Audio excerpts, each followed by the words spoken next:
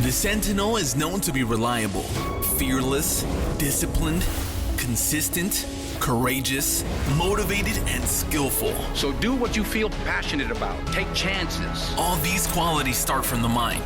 Your mind can be your worst enemy or your most powerful weapon. The world becomes your library to help you to become better at your craft. Is this the dagger? Learn how to achieve greatness and tap into the Sentinel mindset. Well, good morning, everybody. Welcome to this wonderful special edition of the Sentinel Mindset. Very excited today because this is going to be a first. I mean, we've had different levels of law enforcement here in the past, but today we have a very, very special guest. We have Chief of Police Stephen Tanner of the Halton Regional Police. Thank you so much for coming down. No, thank you. It is so great to be here and meet you guys. And you know what? Sky's the limit. There's so many things to talk about. It's an amazing world out there. Yeah, amazing. Absolutely. Amazing. And fun facts are going to come out right now. Mike, why don't we, because you also were privy to some research that we did. Our intel department fed us a plethora of never know information. what's in there. Yeah, no, I mean, I guess officially as of January 2022, you will have served 20 years as a chief of police, covering 3 services, which was Belleville, Kingston, and Halton. Yeah, that's right. And that makes you essentially officially, and we say it now for the first time ever, yes, for outside audiences, to be the longest serving chief of police in Canada, active. Yeah, that's my understanding. There was one fellow who had seniority on me, Chief Smith in Charlottetown, PEI. And we helped take him out. We took him finally, out. Thank you. Yeah, he finally succumbed to you guys and retired in April, I think it was. So I've thanked him. And yeah, it's kind of an interesting title. You know, it was 20 years ago, I was the youngest chief in Canada. And now all of a sudden I am the longest serving. So something happens in between there, right? That's awesome. Yeah, that's awesome. So being in this position for so long, I'm pretty sure you've seen lots of changes over the last 20 years. What would be some things that you have found as I guess the biggest challenge through all these changes? I mean, obviously we're all growing and evolving, and technology and all this. What are some challenges that you've from the surface? Yeah, it's interesting because I'm in my 40th year in policing. Started in 1982, 20 years as a chief almost. And it's all about relationships, first of all. It has been from the start. And that's what makes you successful as a frontline patrol officer. That's what makes you successful as a chief. It's all interpersonal skills and authenticity. But what's changed a lot is people's mindset, and we talk about mindset here on the show, and we're dealing with now probably the 4th generation of police officers that I've been involved with, and our young officers coming in have different expectations. Right. So the profession has to evolve to meet their needs and their wants and desires. Also their work-life balance, which is very different than most of us were in the 1980s and 90s, where it was all about teamwork and forget the family, get to work, you've got a job to do. Now it's work-life balance. So there's a side of it that's very good. That's a huge shift. That's a big shift. Absolutely. And it's good on the individual side. People need to look after themselves. Self-care, as they say. Sometimes it's difficult on the organizational side because we come with different issues. We come with post-traumatic stress disorder, terms that we never talked about in the 1980s. And I think another thing that's changed really a lot over the years is public expectation, but it should. I've always said we are given a lot of power and authority in society, so we need to deserve that. And we need the public to realize that they can trust us when we're given those powers and authorities. So that's where we've seen a lot. I mean, the George Floyd tragedy was just horrendous. Mm-hmm. Shook the world, and it shook the policing world, as it should. But there is a lot of good work being done as well. So we need to focus on the good and deal with the bad, and deal with the changes that are coming in society. And there's a lot of them. That's a great point, because if it was a huge shadow, there are shining aspects of policing that need to grow, right? They need to get better and become like the norm. I mean, that's awesome. Absolutely. Yeah. What was it that, 1982 was the first year of service? That's right. What was it that in you that said, I want to get into policing, just to start off the career? Yeah, you know what? I think we're all different. Some people, from the time they were 5 years old, wanted to be a police officer. I went to the University of Guelph. I was planning to be a veterinarian, of all things. Hey, nice. Met two wonderful four-legged creatures downstairs. Had a little bit of an encounter with one of them. But it just didn't happen. It was, and I looked at law school and medical school, and I thought about the legal profession, and I thought, well, for some reason, as a 21-year-old, I couldn't see myself being a lawyer. Maybe a Crown attorney, district attorney. We watched the movies. Right. At the time, policing and our Crown attorneys wasn't that much different salary-wise. And I had about enough of school. And I applied to 3 police departments. And Halton, my hometown, was Oakville. Halton just happened to hire me before Peel and the OPP at the time. And I went there, and I've just loved it. I've loved the teamwork, camaraderie, but the fact that you are helping victims, and I think that's a part of the mindset that helped me get through some of the toughest days in policing and dealing with victims and the victims' families from Paul Bernardo back in the day in Halton when I was still there. Yes. Nina de Villiers, who was murdered, and Priscilla went on to do a lot of high-profile cases, advocate yes. things.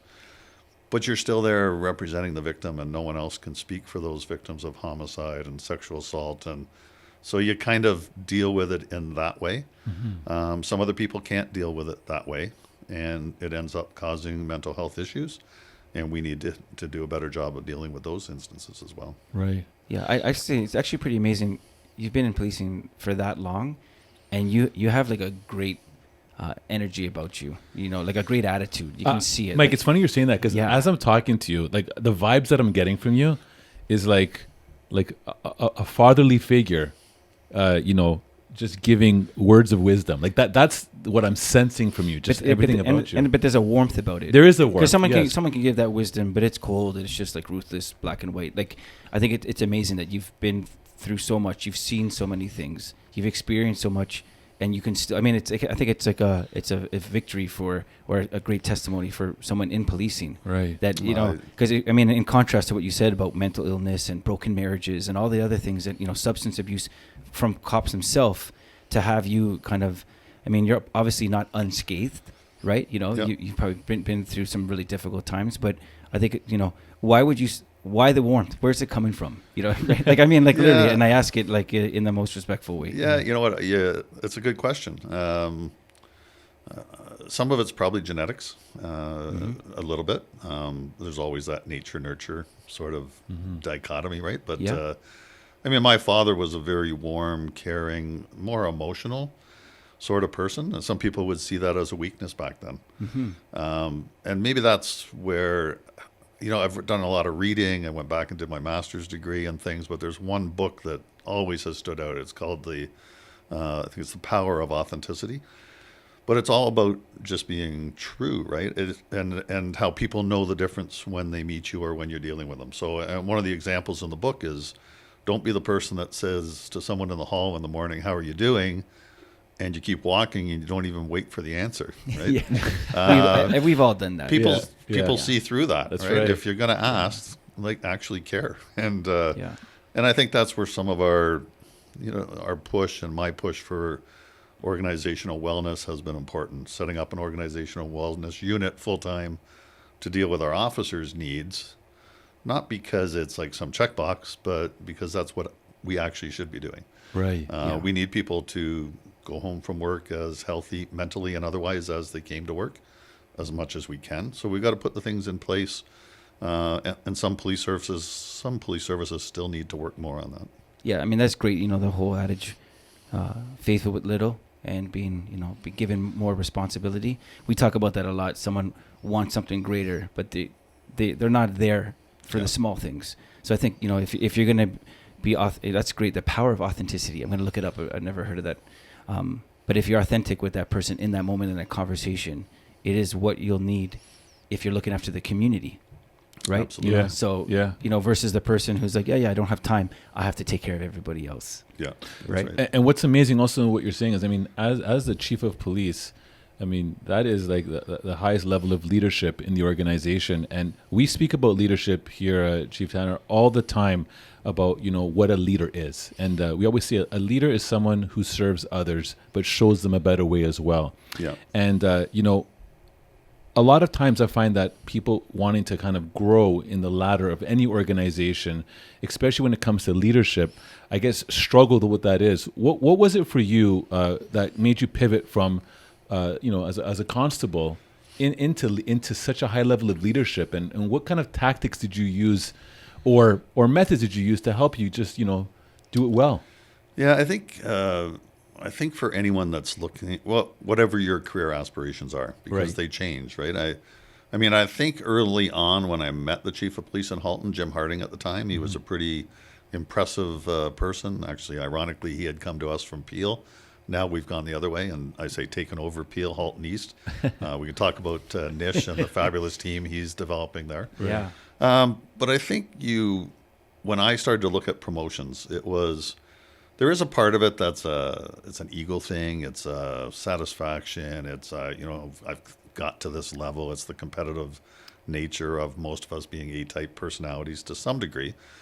But the other part that's more important is realizing, I think, that whatever level you do aspire or get to, if you're doing it so that you can make more of a difference or a positive impact at that level, that's what really drives you. So it is really different how it happened for me. I was a sergeant in Halton, a polygraph examiner, sitting in the homicide office, dealing with lots of different things.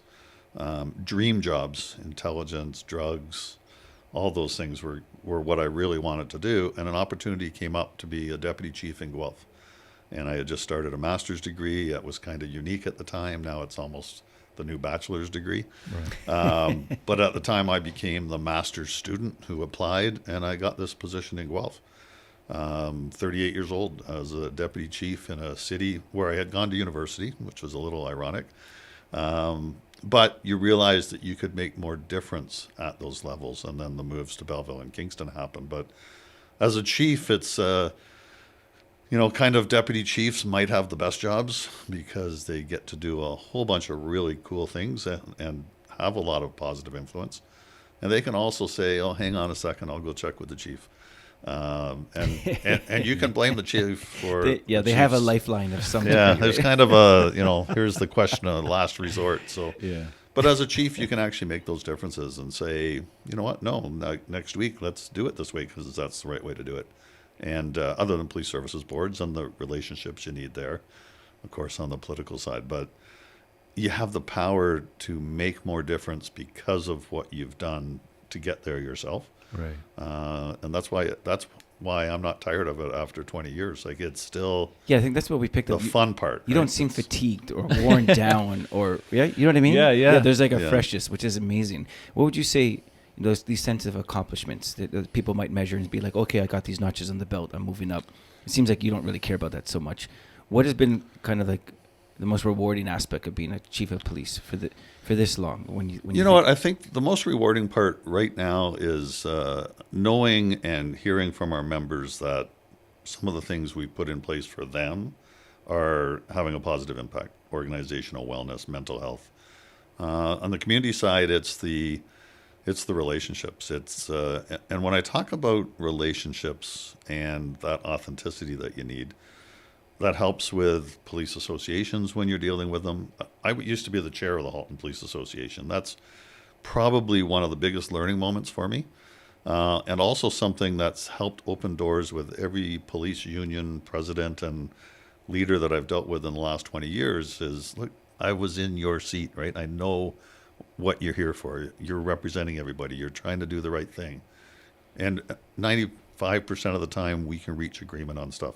Once in a while, we can't. We have to agree to disagree, and we'll deal with it. But it's how you can make that positive difference, no matter what your role is. And I found that, I was going to say, with our diversity, our diverse communities within Halton, there's a lot of disparity in the world these days. There's a lot of racism and discrimination, and we've had a long-standing multicultural committee, Chiefs Diversity Forum, we call it. And we've got such tremendous positive relationships built there that when things do happen, they come to support us as opposed to the alternative. Yeah. Can you speak to that? I think Absolutely. you're probably really great to answer this. We say the word diversity, right? And it can't be charitable, right? You know, it's almost we get it, we understand. Like, look, I come from a diverse background myself. Grew up with a lot of people who are in that sect of our demographic. But at the end of the day, it should not be charitable. No one wants to. I had a buddy growing up, and he said, like, look, my dad, he does nothing. They just gave him this job. They don't listen to anything he says, but he is the token, and then fill in the blank. Okay, and he's like, I don't ever want to be that person. I want to earn my spot and contribute. So diversity, when you look at it, it is great. What do you think the best expression of diversity, when it organically happens, and the opportunities are there because nothing else is systemically impeding it? Let's get rid of all that stuff. Yeah. Why is diversity important? You know what? I honestly think it makes us better. 99.9% of everybody, no matter what your background is, are good people or want to be good people. Yeah, very true. There's 0.1 that we need to put in jail for a long time and keep them there. Yeah. But diversity, it's almost got to a point where we're afraid to say some words, right? Yes. Like, is black the right word? Is Middle Eastern the right word? Asian, LGBTQ. Really, at the end of the day, we're all people, right? And it's a little bit corny, but the skeleton sort of thing, here's what we all really look like on the inside. Right. Yeah. This is just skin pigmentation and life experiences are totally different for some people. I just said that to our Women's Internal Support Network the other day. We had 133 women together for 2 days. It's the first time, especially since COVID. Mm-hmm. And I said, I've never lived your experience. I've never been sexually harassed at work or because you're a police officer or not. So the diversity is what makes us richer. And I'll tell you, I've said this a lot of times. I went to high school in Oakville, Purdue High School. It's not there anymore. It's now a St. Thomas Aquinas Catholic school. Mm-hmm. There were 2 black kids in school with me, Gary and Kathy, and I knew them both, right? And Oakville was very undiverse. Mm-hmm. When I moved to Belleville in 2000, my older son was, or just after, he went into high school, did his high school there. There were 2 black kids in the high school in Belleville, Quinte Secondary School, and I thought the one thing that I robbed them of by moving to Belleville and Kingston was the diverse experience if they had still been in Oakville or Toronto. Yes. Now my older son's a police officer in Ontario and deals with diversity issues all the time on a frontline capacity, but you actually lose that. Eastern Ontario is still much less diverse than anywhere around the GTA, but it's actually it's a bonus to us here instead of a negative thing. It's a richness. We just need to learn how to live together and how to treat people with respect. And as long as we're looking at people as people, gang stuff aside, that's where we need to be. Yes, great richness. That's a great way of describing it. That's what it offers. Absolutely. Right? It really is. When you look at the evolution over the last 30 years, I mean, we talked about this very, very briefly outside. A lot has changed from the 70s, 80s, 90s to what we are as people now. I mean, for myself, as an example, like I got married when I was 21 years old. And, now if I look at a 21-year-old, I'm like, I can't see that person like married, let alone tying their shoelace right now. Like a lot of times, right? Yeah. So when you see that, also what's changed is, as we said very briefly right now, the mindset. And we find a lot of people, they see a product or a final product and they say, I want to do that. So again, in the security industry, a lot of our people that come in aspire to be police officers. And they're basically saying, look, I want to be a police officer. But a lot of it, the mindset to get them there is the big disconnect. So what we like to do is help develop them to get there. What would you say are some things that, people should be doing if they do want to get into policing, that they should be preparing their mind? And also, I guess, kind of crafting their work ethic in as you said, the little that we do now before you get to the lots. What should they be doing to prepare themselves for a potential career in policing or to be successful to get into that? Yeah, it has changed a lot, right? And I think 1982, there were 12 of us that started the same day. 6 of us had university, 3 had community college, military, whatever. Now it's almost 100% at least university or college. Right. But that's just the starting point because it's it's communication skills. I worry about our youth. We touched on it just quickly outside. They're great texters. Right. Can they talk to people? Right. Can they read body language? I mean, it is, I know. 90% of our communications is body language. It's not verbal. And that's not just a polygraph guy Right. talking. It's where we actually are. I've seen my older son when he was a teenager texting his girlfriend and watching a hockey game and saying, well, why would I get on the phone? I'm watching the hockey game. Right. And so there is a disconnect from technology as well as it helps us Google things. Right. But I think that it's the interpersonal skills and it's the maturity on how a young person now reaches the maturity level that they're going to need to be a police officer. But I think we've also got to flip another switch sometimes. And for many years, it's been, well, the average constable recruit at the Ontario Police College right now, I think, is still 28. So there are some 22-year-olds, but there's some 46-year-olds. That's okay. The door should be open for everybody. But we put someone in our Canadian military and send them to Afghanistan potentially when they're 18 or 19, and we think they need to be 28 to deal with people in Toronto or Oakville or Durham region. Right. And I think we need to hire younger people sometimes and build them up from the beginning. Develop them. Help them develop as individuals and help them develop as professional police officers. Sometimes I think, not always, sometimes we hire older people, bank managers, social worker, whatever, great people, but also maybe set in their ways in some different ways. So it's a real rich mixture that we need when it comes to recruiting and to what makes somebody successful in policing. Really, a lot of it comes down to mindset, absolutely, interpersonal communication skills, authenticity, and teamwork. No police officer should be out there or feel they're out there on their own. It's part of a bigger team, which we only exist for safety and security of the people we serve.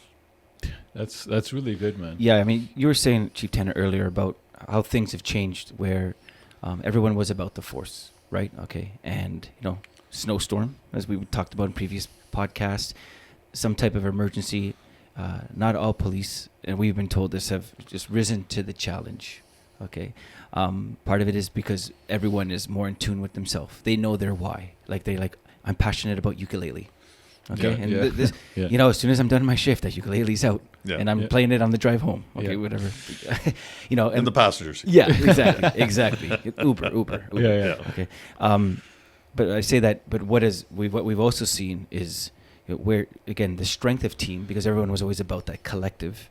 And there was, that voice as a collective was maybe a dominant voice before. Now everyone's kind of growing in their individual voice, which is good. Yep.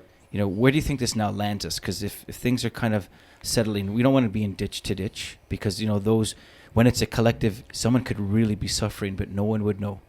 Someone could really be falling behind, and it's just like, pull up your boots, get up, get with the team. Okay, we're a way more sensitive work environment right now. We have conversations where before we're like, look, we would never have this conversation. It's just show up to shift, get it done, right? Yeah. Where do you see that blend? And I say it because we've seen in our own teams, some people get team. They have sport. They're one of 7 siblings. Whatever dynamic it is, they understand they are one of, and they know how to kind of move with the group. Others now we're seeing more often have that individual voice, which is great. Okay, and we want to be careful to not squash it. I would like to just get your insight. How does it settle into something where they can be fully them and fully a part of the team? Yeah, and it's a fine balance, right? And it's, as I say, and the deputies and I all say to our new recruits when we meet them, and we meet everyone in their first week or so, and then when they come back from the police college, you were hired because of the person you are. So we don't necessarily want you to all change and become the same. Can you say that again? That's a great line, right? I think that's really good to know, right? Yeah. Because some people change themselves just to be hired. Absolutely. Right, And we hire for diversity, so why would we want them to all change? And, all of our 60 recruits we hired last year, I don't want them to go out and shave their heads and try to act tough, right? It's they're all there for different reasons and for good reasons. So hang on to your individuality and your personalities and look after yourself. At the same time, there's something greater than the individual, which is what the police service has to do. And there's all those things, right? There's only one chance to make a first impression. So anyone can go out. We know this. Police officers here in Toronto do a fabulous job day in and day out.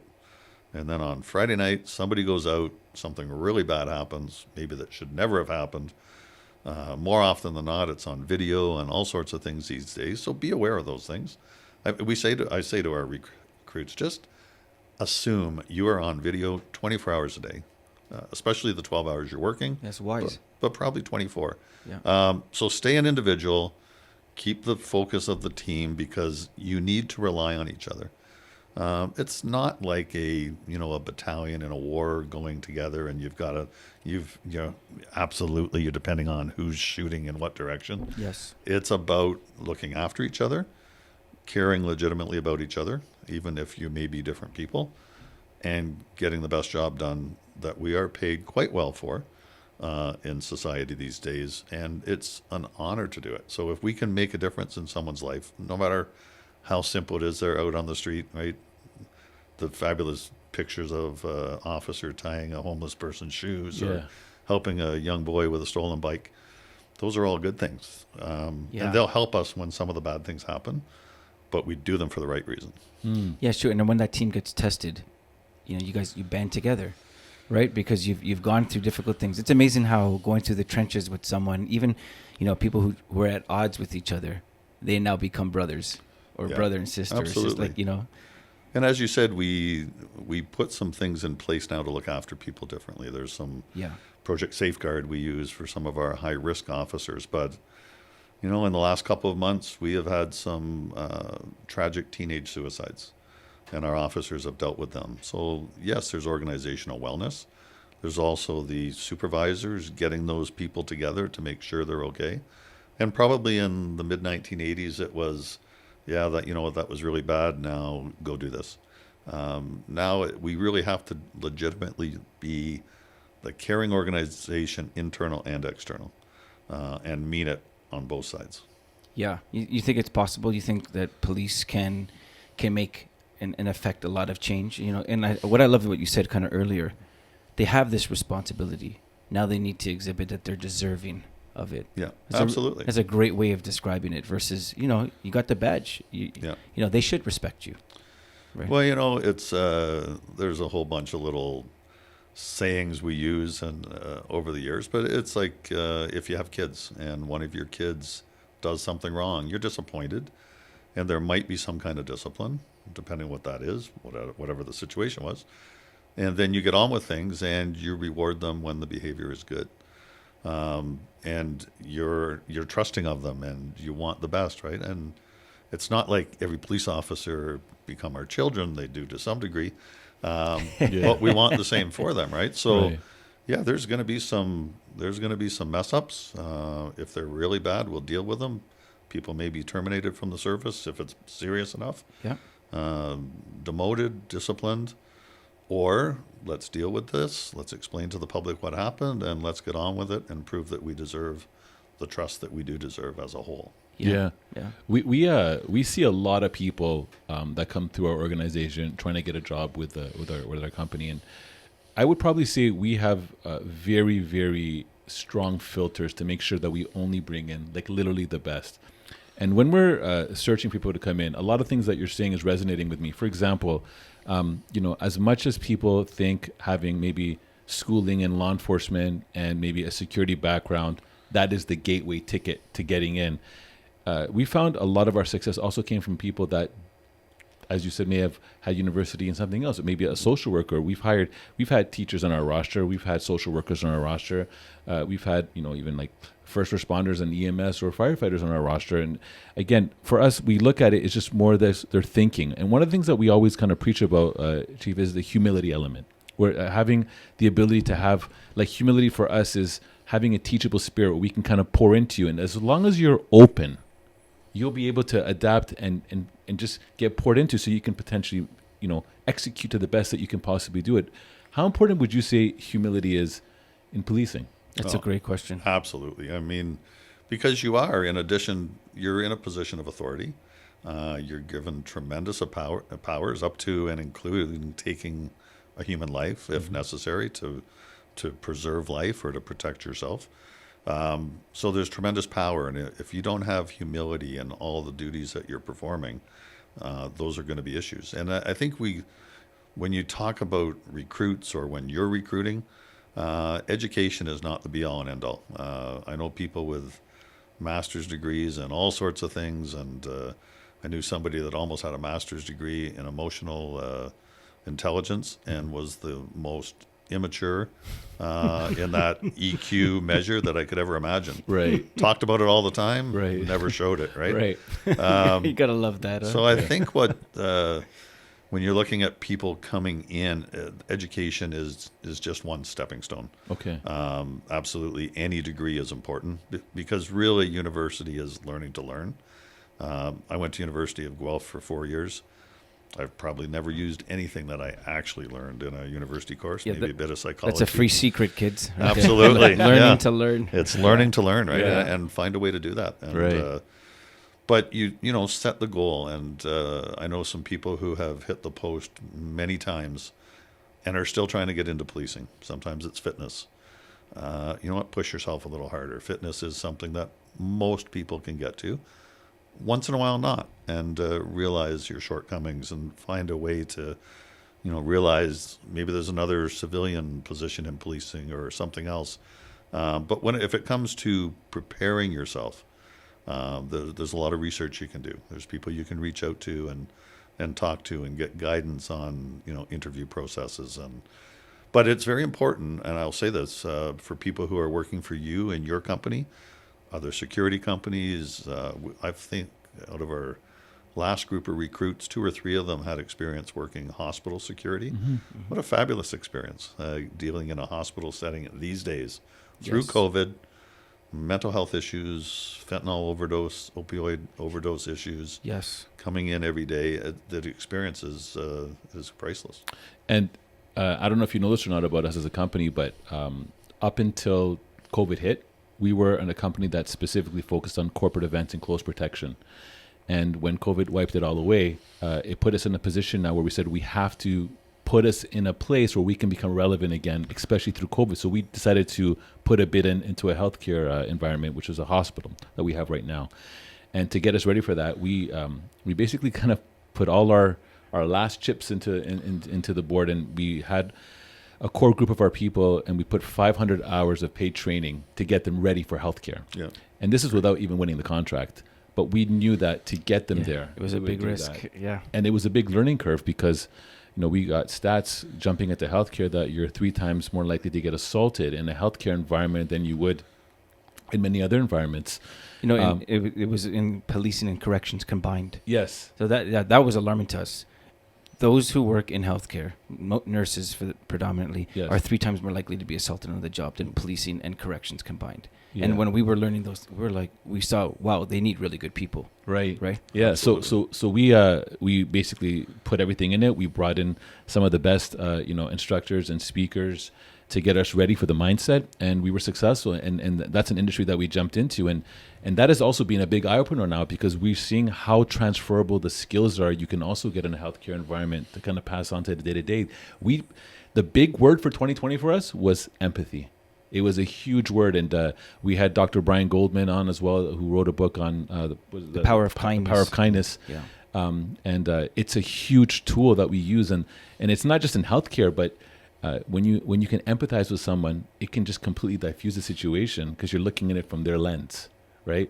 Which is obviously advantageous in policing, right? Oh, absolutely. Without empathy, what are you, right? I mean, right. I say to people and our recruits and our supervisors, when you're dealing with someone, victims, families, children, accused persons, up to and including the worst, most horrific offender, there is still a space there to treat people fairly. Yes.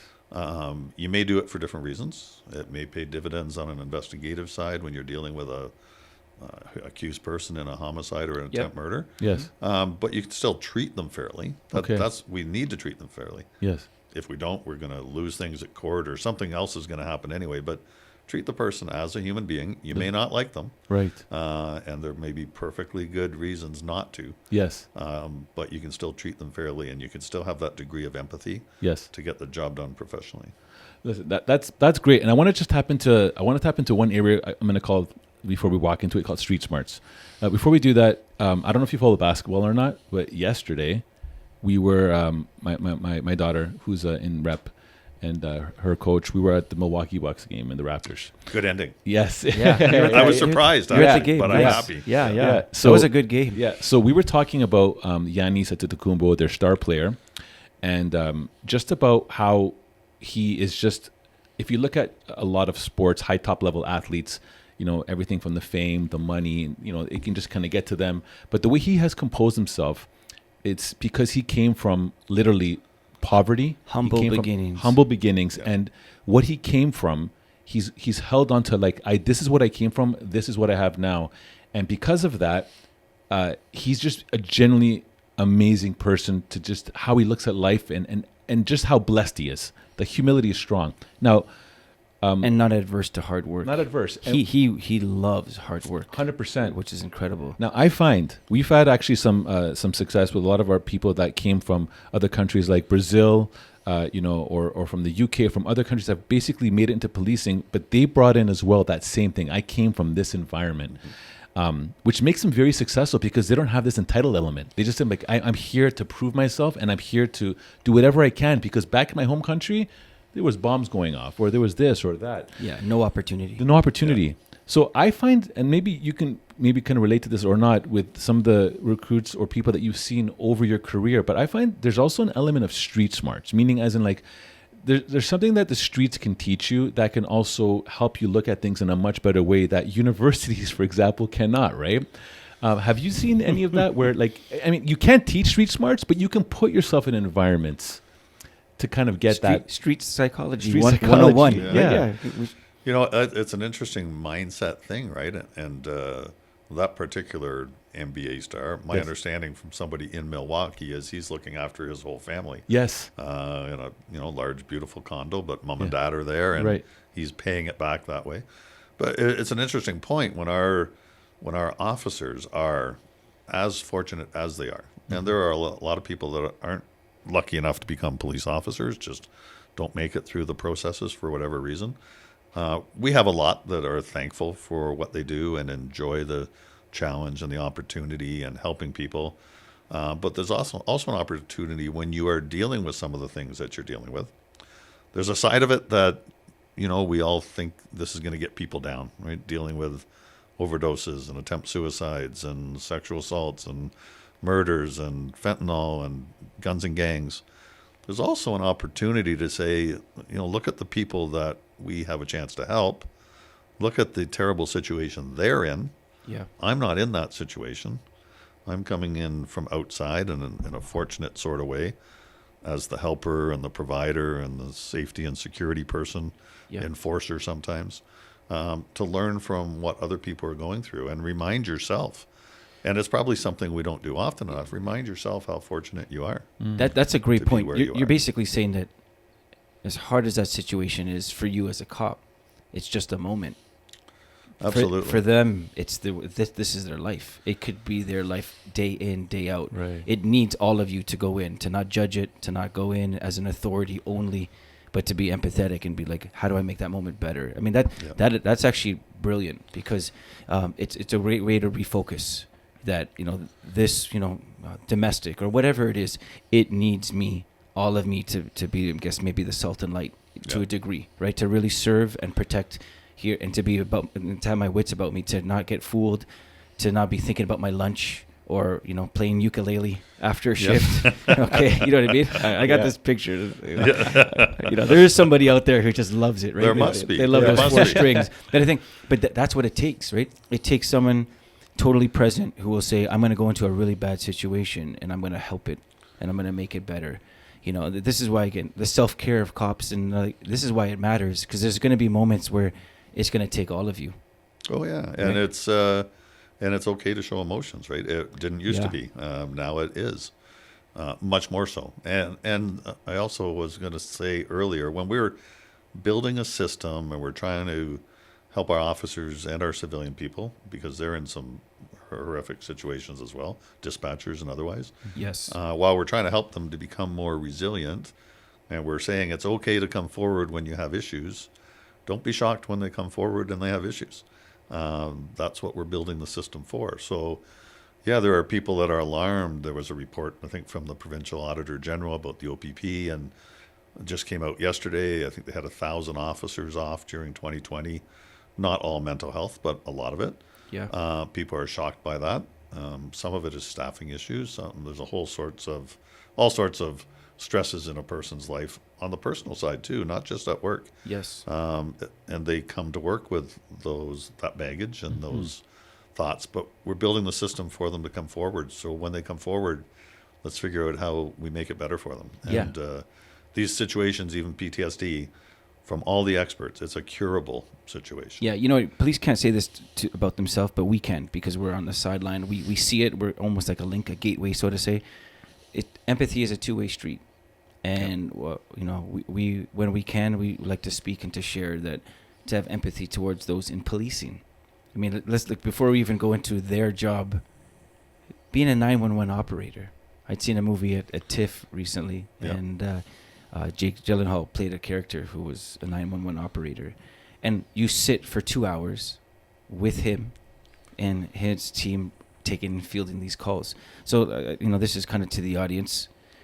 Imagine what it would be like receiving receiving the phone call. Right. You know, imagine like at any moment you're going to get a call about anything, and it's going to require all of you to be able to guide and to get the information and to be able to serve first responders who have to go there. Now, that person who is a 911 operator, being empathetic of their role, they get to, at least they play a part, but they're not there in person. How much more for a first responder, for police who's first on the scene? You know what I mean? Mm-hmm. Okay.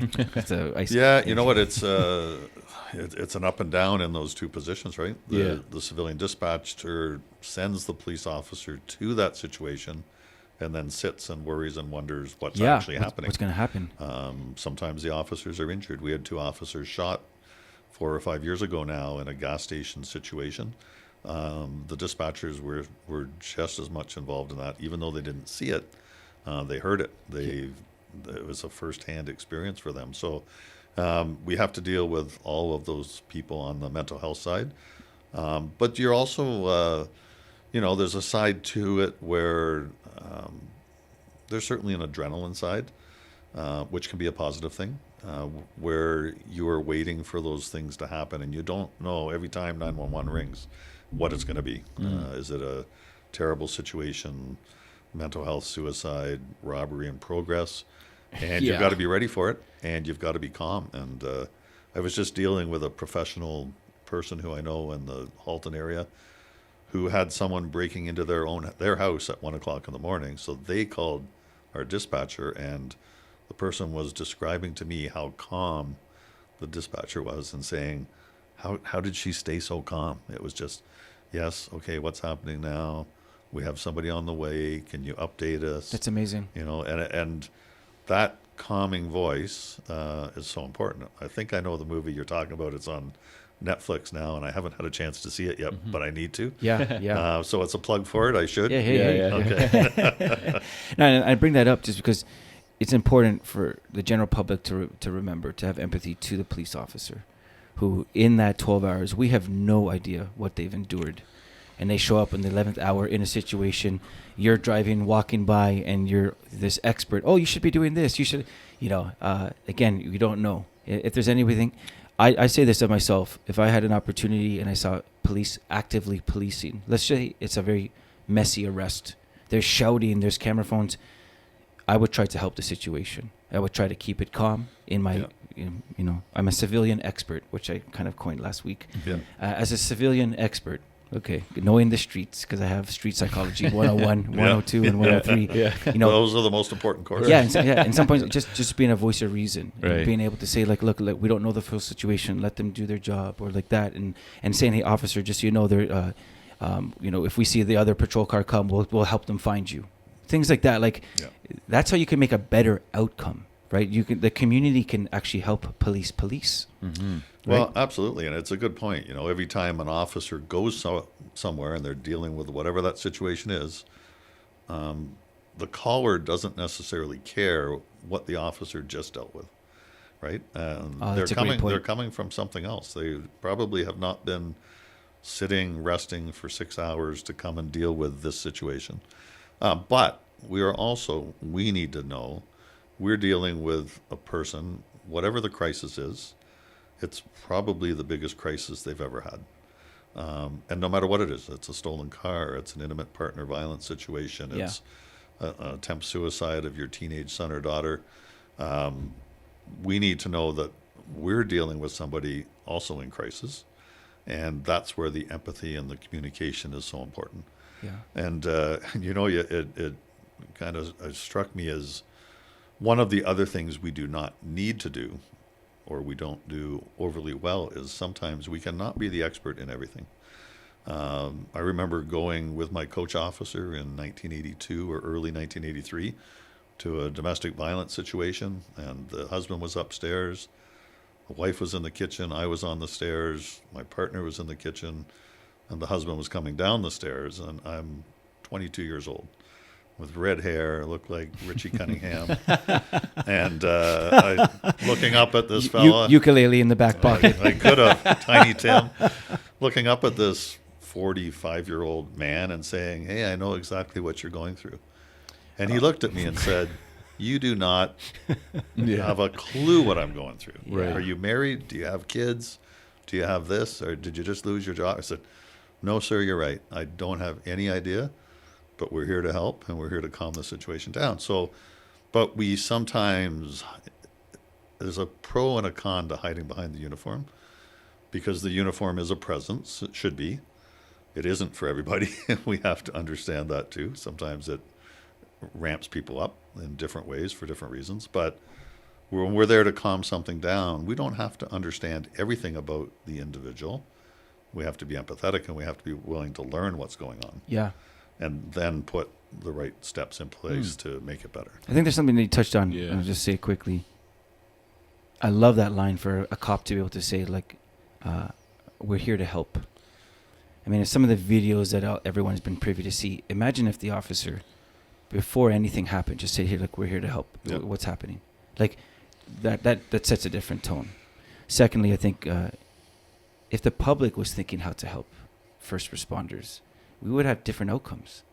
Like, truly, I mean, and again, there's obviously deeper things. That means there'd have to be a level of respect and appreciation for what they do.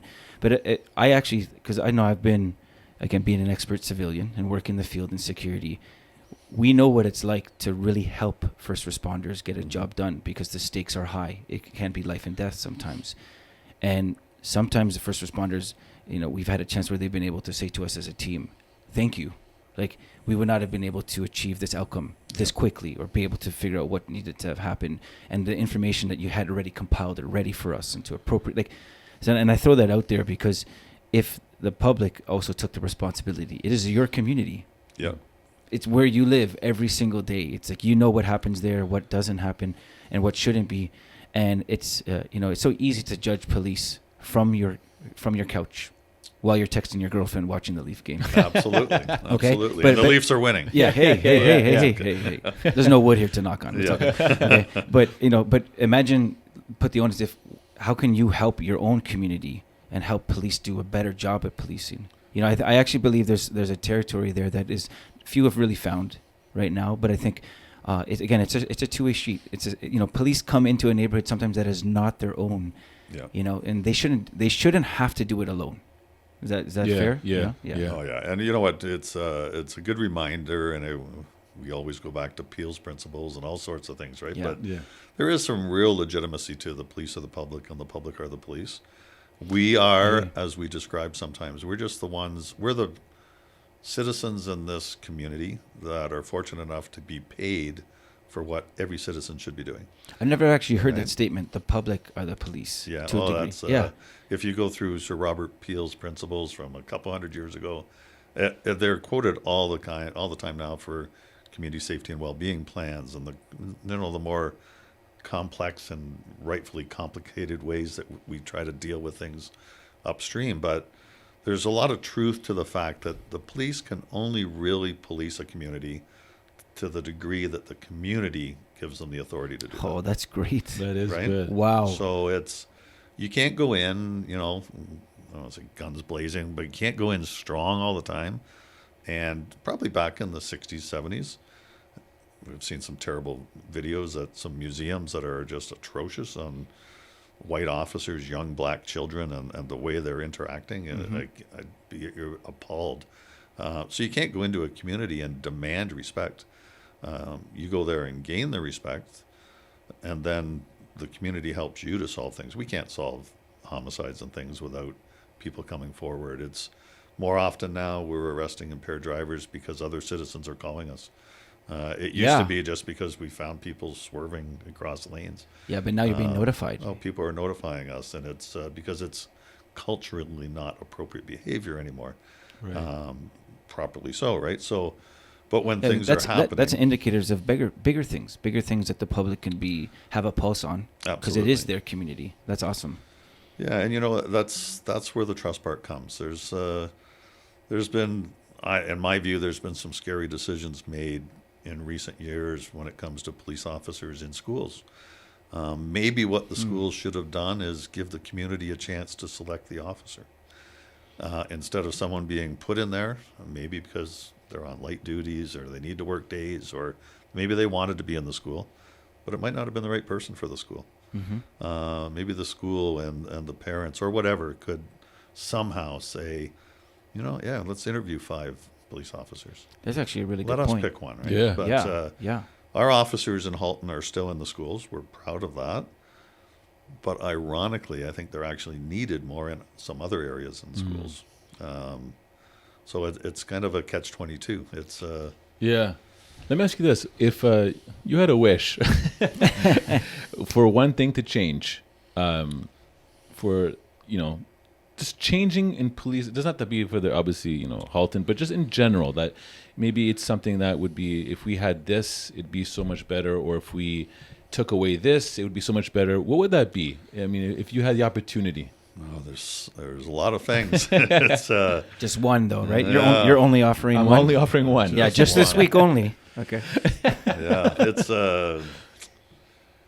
there's so many things that are needed, and if we think about the community safety and well-being, and the way we've developed our plan in Halton is to involve all different groups at very high levels, so that we can put the right resources into place at the right time, not necessarily police. So the thought behind it is probably 3 or 4 out of 10 situations we're involved in are not police issues. We only deal with crime about 20% of the time now. So 80% is societal issues, right? It's mental health, drug and alcohol addiction, unemployment, all sorts of stresses. Homelessness. So we need to flip the switches on, bring all the right decision makers together with the funding, because it's not all policing and it's not all police costs. So behind CSWB this is a mental health addiction issue. Here's the mental CMHA. Here's ADAPT, alcohol and drug addiction people. You people go out and meet with this individual who has issues in the community and deal with it to help them better themselves and get over the issues that are actually causing the police to respond all the time. It's not I do need to say, though, it's not always the mental health stuff, because mental health stuff, as you guys will know professionally, can go bad really quick. Yes. And we can send trained psychiatric nurses are awesome. They work with us on our mobile crisis rapid response teams, but we can't have them there all the time because they're not funded. But we need to realize that there are times when, even if there was another organization that was paid $50 million a year to do this in Toronto, they still may be calling the Toronto police half the time because they're concerned about their own safety, they're concerned about the safety of others. So it's very complex. But we do need to download things that are not purely police issues to the right place with the right funding for those people. Okay. Yeah, no, that's good. I mean, to summarize, it seems like the wish is we all work together. Yeah. And find the best people to do the best aspect of, I think, I've never really thought of it, but it should be everyone's mandate to serve and protect in their community, right? Well, that's the Good Samaritan element, right? Yeah, absolutely. Opposed to pulling out a phone, Yeah. jump in and help. You Yeah. know? Okay, so as we wrap, RAP? RAP. Wrap up. Okay. Okay. An incredible career in policing. Do you plan on retiring, doing another 10 years? It feels to me like you can go for another 20 easily. Yeah, the way you're doing it. Yeah, you know what? I think at least another 5. I have to question my own self beyond that. Right. But never say never. Right. Because here's the way I've looked at it, and the way I tell our people, I hope they look at it, is if it's there was a thing where it was the University of Alabama brought a sportscaster in to talk to them. And it was a motivational sort of thing. And the sportscaster said, here's the difference. I have a get-to job. I don't have a have-to job. And so I really honestly believe I have not ever had to go to work a day in my life. I've worked. I've done lots of different things, but I've never had to do it. I get to do it. So as long as you get to do it, fruit of gratitude. Yeah. As long as you get to do it, then time's not as important, right? But if you feel at a point that it's a have to, or I'd rather be doing this than going to work, then retirement's right there anytime, right? I got two closing thoughts on that. So a few more years. That's good. We're going to have our production team find out the longest serving chief of police in Canada. And then that becomes maybe a benchmark goal for you, right? There we go. Because the way that you're going about it, you probably could just keep going, which is amazing. I mean, that's kudos to you. Secondly, if you never thought of an alternate career, you should do voiceover work. Yeah, I was going to say that. Yeah. Right? Yeah. Maybe you could do both at some point. But you got a voice like butter. And, you should be reading books and definitely you should do voiceover. I know I've dealt with some pretty well-known, long-time radio personalities. And they've got the voices, right? So yeah, we'll see. But I appreciate it. It was great getting together with you today. There's so many issues for us to talk about, and it's an honor. Thank you. No, it's amazing. Thank you very much. Ladies and gentlemen, you heard it here today, and we just can't wait for this to go out. And we know, again, a lot of times when people are hearing what we're pushing out, it is to kind of just get the mind moving a little bit more into a different way. And I think we accomplished a lot today. And again, it's a privilege. I want to thank you for what you're doing. You are making a change, and through your leadership, lives are being changed. And I think also lives are being cultivated. And it will also give people listening who want to get into policing a better understanding and a better grasp of what you need to do.